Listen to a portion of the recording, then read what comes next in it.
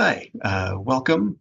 Thanks for taking an interest in the Thrive 2055 Quad Cities Long Range Transportation Plan. The full draft of the plan is on the Bi-State Regional Commission website, along with an input form to submit feedback. The big question is why we're here. Why are we updating this long range transportation plan? This is a 5-year update that evolves and adapts to changing conditions in the region. Our last plan update was drafted in 2019, 2020, and 2021. And this plan has been under construction for about almost 2 years. The plan lays out transportation priorities for the future to ensure our region develops an efficient and safe transportation network. The plan supports a broader regional vision to attract and retain businesses and a talented workforce. The long-range plan supports this vision by supporting an efficient and safe movement of people and goods. And we do this through objectives to support the regional vision and its associated development goals. The objectives shown on the screen are shown in order of importance, given by public input. The first objective is to increase accessibility and mobility, and this speaks to cross-river access and multimodal transportation. The next is to increase transportation system safety, so allowing all users of the transportation network, be it individual vehicles, bicyclists, pedestrians, transit riders, increasing the transportation safety, allowing them to get to where they are going safely. And the third is emphasize system preservation, and that is keeping what we have today in proper working order. Shown here is a list of the 7 chapters that you can find in the Long Range Transportation Plan. Chapter 1 states the regional priorities through our vision, goals, and objectives. Chapter 2 offers an overview of numerous considerations for transportation planning, such as sustainability, extreme weather, air quality, housing, and intelligent transportation systems, so things like navigation apps, vehicle automation, and traffic signals. Chapter 3 lays out how the region could expect to pay for improvements, including roadway projects that are detailed in that chapter. Chapters 4 through 6 cover different modes of transportation, so roads and bridges, passenger transportation, and non-motorized transportation. And Chapter 7 details the regional freight network and its impact on the economy. On this slide is a little bit about who we are in the Quad Cities area. The map shows our plan boundary, or the metropolitan planning area, shown in the lighter white color. So that includes all communities within the Interstate 80, 280 loop, as well as a couple outlying communities such as Eldridge, LeClaire, part of Princeton, Port Byron, Rapid City, Kelowna, Milan, and Andalusia and Buffalo. Currently, our population is estimated at a little over 300,000 residents, and by 2055, we anticipate about a 7.6% growth to a little over 325,000 residents. Since 2010, the number of housing units in the Quad Cities has increased by 5.7%. Our median household income is a little lower than the national average at $66,245. There are about 150,000 workers aged 16 years and older. We have 275 miles of bikeways in the urban area, so this includes trails, bike lanes, and signed shared roadways. And there are 96 fixed route transit vehicles that must be maintained in the urban area. And our region has nearly 5,000 lane miles of roadways. 1 mile of a 4-lane road would equate to 4 lane miles. But importantly, on this slide, we can see that almost 60% of roadways in the Quad Cities area are classified as either local roads or streets, and those roads or those facilities are not typically eligible for federal funding. So the other 40% would be eligible for federal funding for maintenance or expansion to keep our transportation network in proper working order. The total estimated transportation investment is more than $6.8 billion between 2025 and 2055. And our plan must be what's considered fiscally constrained, meaning we'll be reasonably expected to pay for what we propose. We reasonably expect to pay for these projects and finding the available revenues by reviewing monies that have been received in the region going back 10 or 15 years, and then forecasting an average annual investment out through 2055 and considering inflation for the next 30 years. This means that some of the projects that communities provide us are not included in the final list of projects, and they are included in a different table titled Unmet Needs. So these are projects that are still important to the communities that submit them, but they don't quite fit within the budget. We gather that list of projects from our communities and forecast their estimated costs to adjust for inflation. And we revisit these projects again every 5 years as we update this plan periodically. The available revenue resources between 2025 and 2055 for roadway projects is almost $4.2 billion. The estimated expenses is a little under that. And the teal colored rows and the box in the lower right-hand corner shows that our plan is fiscally constrained. We estimate approximately $8 million more in revenues than expenses when considering all of the projects that we have included in our plan. This information can be found in chapter 3. Moving on to planning improvements for the different modes of transportation.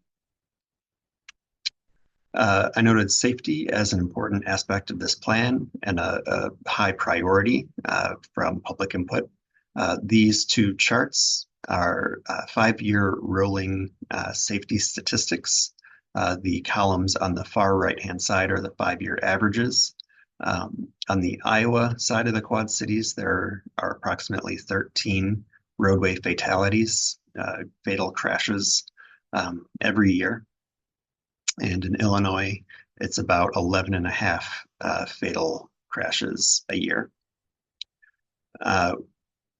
The plan discusses what's called a safe system approach that tries to take into account the fact that people are fallible and will make mistakes. There are numerous ways to try and counteract those truths, whether it be engineering safe streets and safe speeds, providing for safe users of vehicles as well as safe vehicles themselves. We mapped crash severity on this map here. The darker shades are crash density. So the darker shades are places where there are clusters of crashes, and we see some hot spots around the downtowns of Davenport, Rock Island, and Moline, as well as some other spots like along Avenue of the Cities in Moline and the Locust Street and Kimberly Road corridors. The yellow dots signify crashes where there were serious injuries, and serious injuries are classified as injuries that are life-altering. And then the red dots show crashes where there were fatalities. And this is crash data between the years 2018 and 2022. Moving on to the proposed roadway network. These, the projects mapped here are state and local projects for the years 2035 and 2055. And these are projects that would affect roadway capacity. So that means if a lane is added or removed, or if there are turning lane additions, or if there are intersection changes, such as roundabouts, projects that affect capacity. Maintenance projects, so replacing what's there today, are not included in this map, but are eligible for funds if they're on the federally functional classified network of roadways, so the not local streets and roads. Some notable projects to call out, the I-80 bridge that our region can expect in the next 5 years or so. Reconstructions of Illinois 84 and 92 through Moline, East Moline, and Silvis. There are improvements on Indiana Avenue and Holland Street on the northern tier of our urban area between Bettendorf and LeClaire. And important to note that the Centennial Bridge US 67 is not shown on this map, sort of due to a timing quirk of that project development process. There has not been to date a preferred alternative selected, so we do not know what is going to happen with that bridge at the time of this recording. However, we discuss the structure in the text and what could be done with it in the future. Moving on to passenger transportation investments. So local transit, currently we have 3 urban transit systems, and these are fixed route services, meaning that buses usually will not deviate from a route. These are Metrolink, serving the Illinois Quad Cities, and then Davenport City Bus and Bettendorf Transit serving the Iowa Quad Cities. Between the 3 systems, there are 93 buses and 3 ferry boats. Together, they provide more than 3 million trips annually, and together they have about 30 fixed routes. There are, in addition, 2 regional transit systems, Riverbend Transit and Rock Island County Public Transportation. And these are curb-to-curb services where you call the agency and schedule a ride.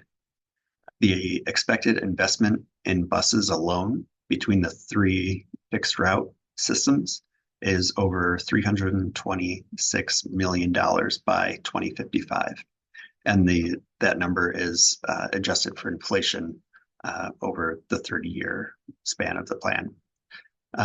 In addition, the state-led passenger transportation investment, I have noted here, passenger rail is still a priority locally, and a lot of work has gone into keeping that project alive over the past 15 or so years.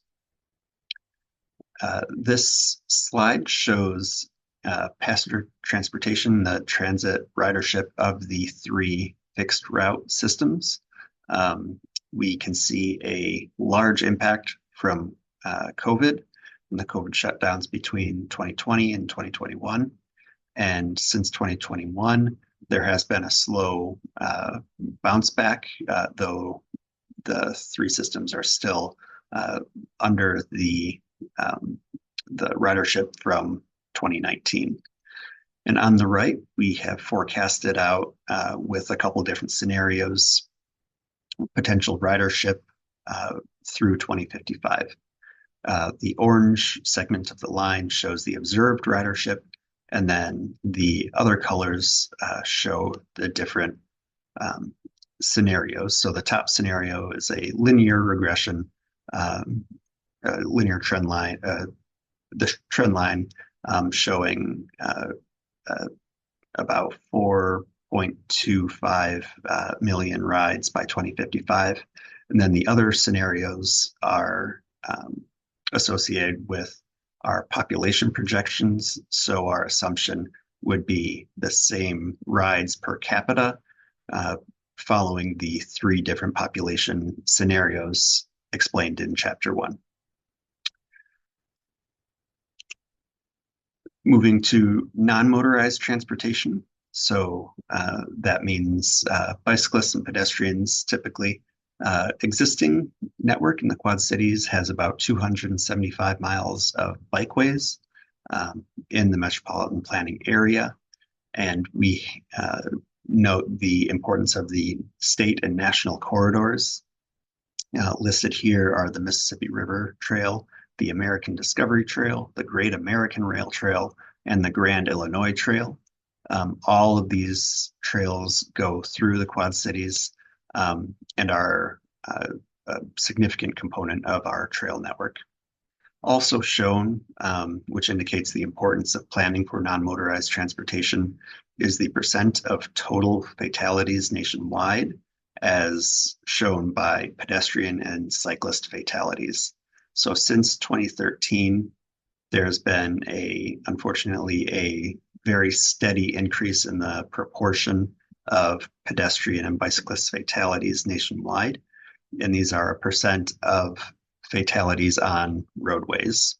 So that could be that the total number of fatalities of pedestrians and cyclists is increasing while the total number of roadway fatalities, including cars, is decreasing. So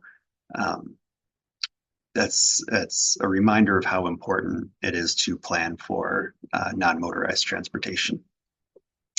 In the plan, we propose an additional 374 miles of bikeways. And again, these are separated trails, bike lanes, and shared use, shared roadway paths. We anticipate an approximate cost of between $153 million and $265 million by 2055. The broad range of costs really comes down to the variability in costs of trails in particular, where right-of-way needs to be acquired, or if there are significant bridges to cross streams or ravines, that drastically increases the costs of a trail facility. And we have a continued focus on those 4 state and national corridors, but we also highlight improved connectivity and accessibility to those corridors. So allowing for a safe route from more residential areas to access those separated trails. And this is a map of the existing and proposed trail network in the Quad Cities. The existing separated trails are in the thick teal lines. Separated unpaved trails, so like mountain bike trails, are in a little thinner line. Bike lanes are shown in orange, and shared roadways are shown in gold color. Proposed facilities are in dotted or dashed lines, and a lot of these proposed facilities come from our community's individual bikeways plans, as well as public input and feedback from groups like the Bi-State Regional Trails Committee.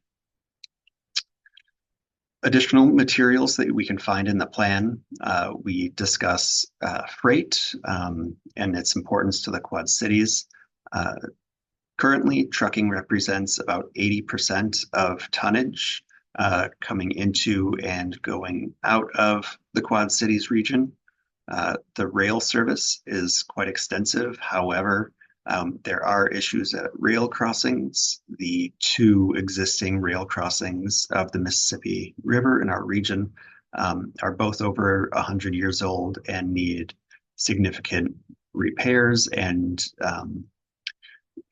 there are capacity issues with them. So that is a potential issue as we move through to 2055. Maritime freight movements along the river are highlighted by the aging lock and dam system. However, this this artery through our region remains vital. The locks and dams are approaching 100 years old as well. So significant maintenance must be made to retain their working order. Typically, our air freight is mostly shipped to Chicago or Rockford. So there isn't much air freight coming into the Quad Cities International Airport. We also highlight performance management. So the national priorities include roadway safety, transit asset management, which highlights the need to keep buses in a state of good repair. And then pavement and bridge conditions. So all of these 4 bullet points are associated with data collection that are reviewed typically annually to ensure that progress is being made to improve these 3 areas. So the next steps for our long-range transportation plan, we will incorporate input through the end of February 2026, and the full plan will be considered for adoption in the month of March by 3 different bodies. The Metropolitan Planning Area Transportation Technical Committee meets March 10th, 2026. And this group is made up of engineers and planners from the urban area, followed 2 weeks later by the Transportation Policy Committee. And this is a group made up of elected officials, mayors, council members, county board members, and finally by the Bi-State Regional Commission, our governing board, for adoption on March 25th. And with that, my contact information is shown here, and we will accept input submitted through the website that I mentioned earlier, or submitted to me by the end of February. Thank you for your time.